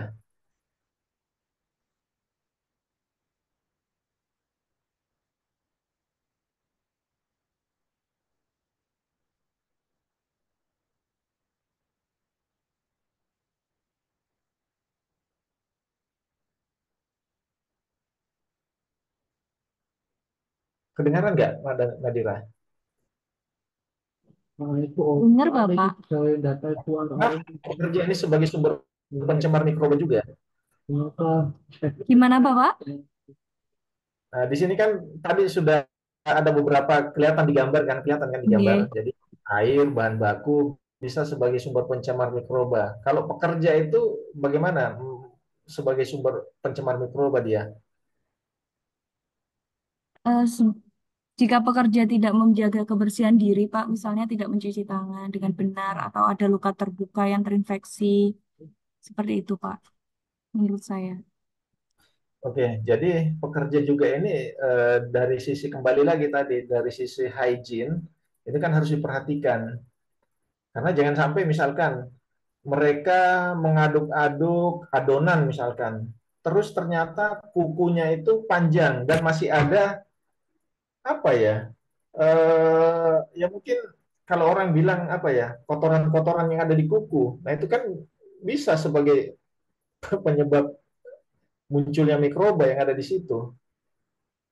Nah, makanya kenapa penjamah makanan atau apa yang berkontak langsung dengan makanan itu ya paling tidak kukunya itu harus harus bersih, terus memakai masker karena jangan sampai dalam berbicara ini juga kan pasti akan bisa menyebabkan itu dari apa hempasan hempasan bicaranya terus pakai masker terus harus memakai apa namanya penutup kepala itu juga harus diperhatikan.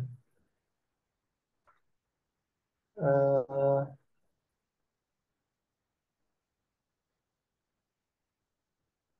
oh Nabila ya.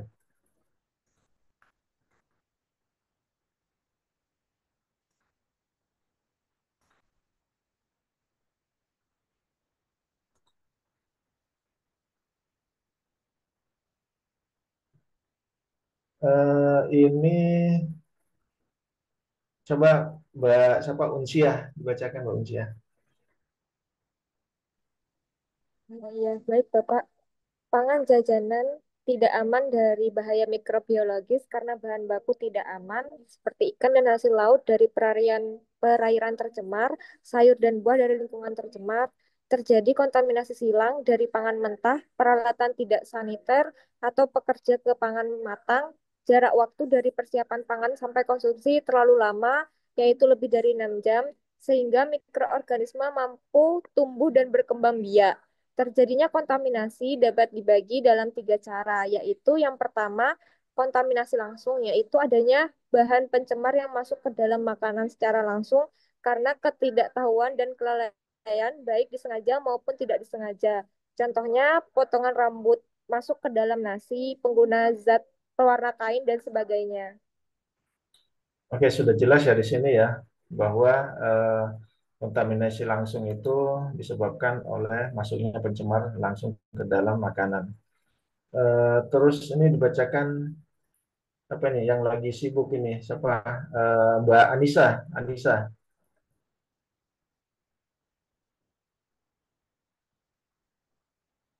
biar sedikit terganggu dari aktivitasnya kan.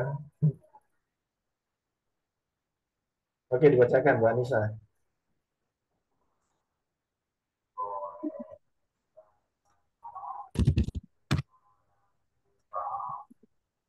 Kontaminasi silang yaitu kontaminasi yang terjadi secara tidak langsung sebagai akibat ketidaktahuan dalam pengolahan makanan. Contohnya makanan mentah bersentuhan dengan makanan masak, makanan bersentuhan dengan pakaian atau peralatan kotor. Misalnya piring, mangkok, pisau, atau talenan. Kontaminasi ulang atau recontamination yaitu kontaminasi yang terjadi terhadap makanan yang telah dimasak sempurna. Contoh nasi yang tercemar dengan debu atau lalat karena tidak ditutup. Oke, udah jelas ya kontaminasi terjadinya kontaminasi di sini jadi kontaminasi langsung, kontaminasi silang dan kontaminasi ulang. Maaf ini B dan C ya. Udah jelas ya sini ya. Saya nggak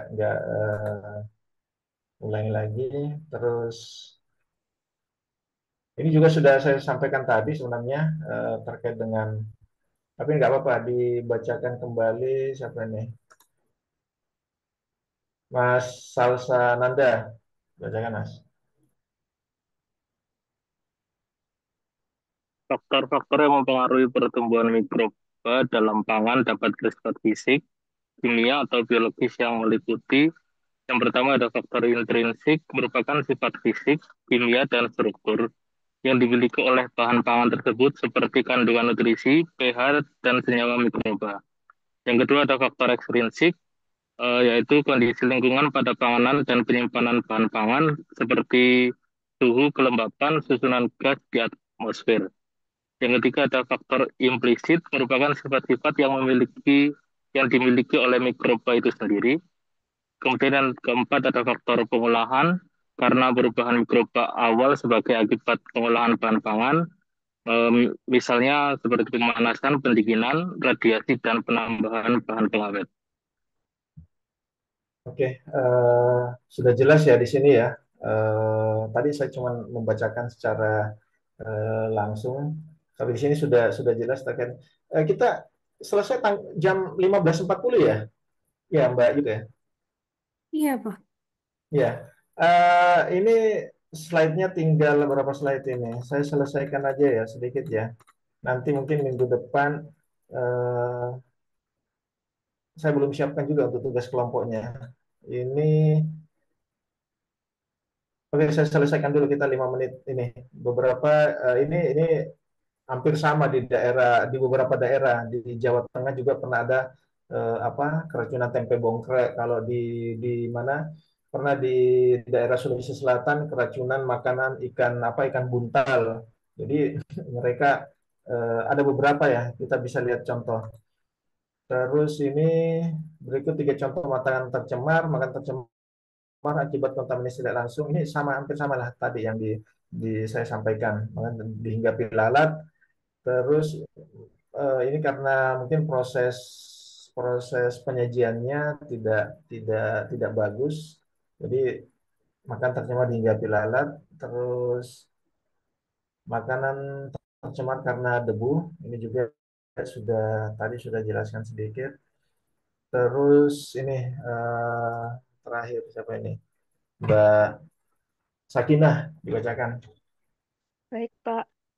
Penggunaan zat adiktif tambahan dalam makanan dan minuman sangat berbahaya bagi kesehatan masyarakat, terutama zat tambahan bahan kimia sintetis yang toksik dan berakumulasi dalam tubuh untuk jangka waktu yang relatif lama bagi yang menggunakannya. Ada keracunan makanan bisa disebabkan karena kelalaian dan ketidaktahuan masyarakat dalam pengolahannya, seperti keracunan singkong. Kemudian keracunan makanan bisa juga disebabkan oleh kondisi lingkungan yang memungkinkan mikroba untuk berkembang biak lebih cepat, seperti karena faktor fisik, kimia, dan biologis. Oke, sudah ya. Jadi ini sebenarnya hampir sama. Ada beberapa kesimpulan yang sudah sampaikan di slide-slide terakhir ini. Sampai di sini ada pertanyaan nggak?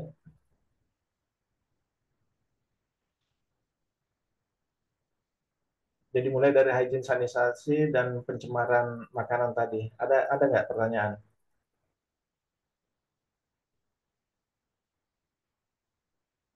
Belum, Pak.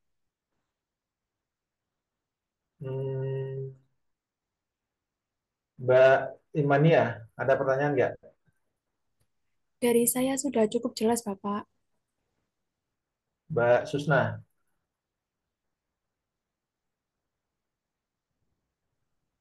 Sudah cukup, Bapak. Sudah cukup. Mungkin untuk minggu depan, saya nggak ngerti. Nanti kita masuk UTS-nya tentatif atau bagaimana? Nanti saya komunikasikan dengan Bu Maria. Entahlah kita nanti UTS-nya dengan uji pertanyaan atau uji kompetensi, atau tentatif nanti saya akan komunikasi dengan Bu Maria ya. Saya nggak ngerti. Atau nanti minggu depan misalkan bisa gimana? Atau belum siap? Aku mungkin kita masih diskusi kelompok dulu.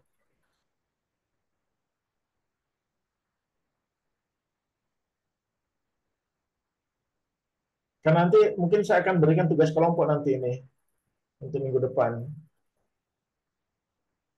Diskusi kelompok dulu boleh, Pak? Boleh, kita jadi nanti untuk diskusi kelompoknya Syarat nanti ini berapa ini? 17 ya? Ya, 17. Iya, Pak. Iya, 17. Eh, saya mau minta ini nanti dibagi 4 kelompok ya. Dibagi 4 kelompok terkait dengan nanti jadi karena tadi saya ini karena banyak menyinggung masalah MBG, saya nanti mau meminta masing-masing kelompok untuk membuat tugas. Jadi nanti berupa makalah dan PPT nanti disampaikan. Nanti kita akan diskusikan lagi selanjutnya terkait dengan masalah MBG. Jadi MBG ini kan sudah dicanangkan oleh Presiden Pak Prabowo terkait dengan MBG. Jadi MBG ini harus suatu keharusan di setiap daerah untuk melaksanakan makan bergizi gratis. Nah, apa yang akan kita kerjakan di diskusi kelompok nanti, saya harapkan karena tadi siapa tadi Mas apa sudah misalkan siapa Mas Abadi ya yang di Batu tadi ya. Mereka mengambil contoh itu. Saya harapkan nanti ini mulai dari awal proses MBG, jadi nanti di beberapa masing-masing mencari mulai dari proses MBG sampai proses pelaksanaan, sampai nanti evaluasi, bahkan bagaimana sisa makanan itu, karena saya juga di sini MBG itu sisa makanan itu kita akan perlakukan juga, jadi tidak akan menimbulkan sampah yang akan mencemari misalkan tanah seperti yang diskusi kita sebelumnya. Jadi nanti proses MBG ini mulai dari awal proses pelaksanaan, evaluasinya, kan ada yang sudah melakukan evaluasi, bahkan akibat dari proses MBG ini.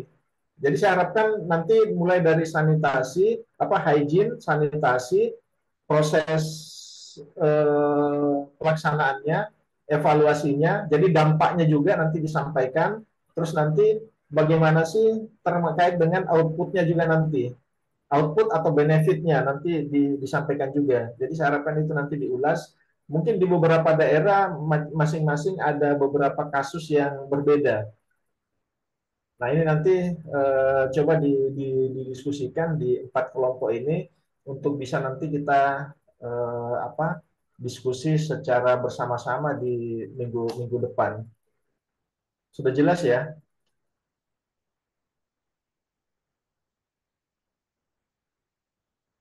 Termasuk nanti ya syarat mendirikan dapur MBG itu bagaimana? Jadi mulai dari inputnya, prosesnya, outputnya, maupun benefitnya nanti disampaikan. Termasuk juga nanti dampak yang ditimbulkan. Atau mungkin faktor negatif juga mungkin ada disampaikan. Faktor negatif ini bukan istilahnya untuk mencari kesalahan, tapi untuk nanti bagaimana kita mengevaluasi ke depan untuk mencari perbaikannya gitu. Oke, sudah jelas ya? Atau ada pertanyaan lagi? Sebelum saya tutup. Pak, izin bertanya, Pak. Iya, oke, silakan Mbak Nadira. Pak, terkait tadi dapur MBG ya, Pak, itu kami dapat Ya. infonya itu biasanya bertanya kepada dinas kesehatan atau bagaimana, Pak? Kalau untuk MBG ini. Nanti, kalau misalkan mau secara langsung, ini kan kalau MBG itu bukan di bawah dinas kesehatan sebenarnya, tetapi kan ini kan ada BGN, Badan Gizi Nasional. Nah, nanti mencari di literasi aja, atau mungkin di jurnal-jurnal mungkin sudah ada. Memang sih masih kurang, tapi saya rasa sudah ada. Jadi mulai dari proses input, proses, output dengan benefitnya nanti itu nanti disampaikan juga semua. Bukan di bawah naungan Dinas Kesehatan ya, bukan. Iya, Di bawah naungan BGN, Badan Gizi Nasional. Nah, ini coba kita melihat bahwa bagaimana ini kaitannya dengan kesehatan masyarakat. Gimana sih keterlibatan MBG ini terhadap kesehatan masyarakat nantinya? Ini kan nanti kan berbicara benefit nanti ke arah situ. Oke, jelas ya, Mbak Nadira ya? izin Pak, tadi izin koreksi, mungkin dikoreksi ya Pak kalau saya salah. Untuk yang MBG tadi kan per daerah ya Pak, kami kelompoknya. Nah, misalnya menemukan jurnal memang menjelaskan terkait proses dari MBG ini, tapi bukan dari daerah yang kita akan bahas gitu, gimana Pak? Tapi yang jelas nggak boleh ada yang sama di daerahnya ya, karena pasti akan, jangan sampai misalkan nanti Mbak Nadira kelompoknya beda dengan siapa Mas Abadi misalkan, ternyata membahas satu daerah yang sama misalkan, nah nanti kan itu kan akan ini siapa yang benar siapa yang salah misalkan, nanti kan akan jadi perdebatan lagi. Tapi nanti coba dikomunikasikan antar kelompok mengambil di daerah mana, terus nanti kita bahas. Oke, jelas ya. Siap, Pak. Jadi untuk yang daerahnya pun tidak harus dari kelompok itu ya, Pak. Misal saya Banyuwangi tidak harus membahas dari Banyuwangi gitu ya, Pak. Bisa dari literatur itu tadi, nggih.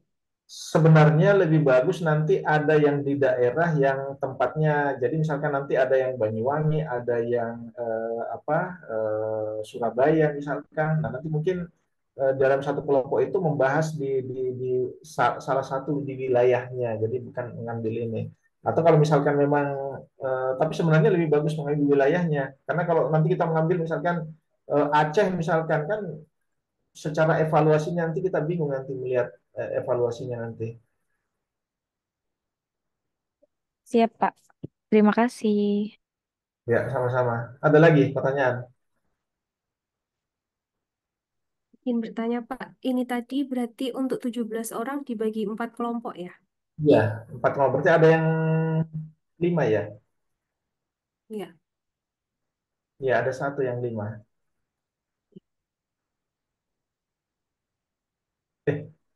Iya, 5 benar ya. 4, 4, 4, 16. 16. 5, ada yang 5. Ya Allah. Oke, ada lagi? Oke, kalau nggak ada, berarti minggu depan kita eh, ketemu untuk diskusi kelompok terkait dengan hygiene sanitasi dan pencemaran makanan. Jadi saya menginginkan nanti input, proses, output, benefit dengan dampak-dampak mungkin yang ditimbulkan, baik dampak negatif maupun dampak sosial, dampak negatif, dampak sosialnya, dampak positifnya, terus nanti penanganannya pasca pasca penyelesaian. Karena otomatis MBG ini kan pasti menimbulkan sampah yang mungkin relatif banyak. Bayangkan kalau misalkan 300 anak, satu anak nanti misalkan mungkin menghasilkan sampah sekian, nah itu bagaimana prosesnya, atau mungkin pemecahannya bagaimana, ya. Oke, kalau tidak ada pertanyaan lagi, saya cukupkan sampai di sini. Terima kasih atas perhatiannya. Eh, Kalau ada kata salah, mohon maafkan. Bila taufiq wal hidayah. Assalamualaikum warahmatullahi wabarakatuh dan selamat sore. Waalaikumsalam warahmatullahi wabarakatuh. Selamat sore, Pak.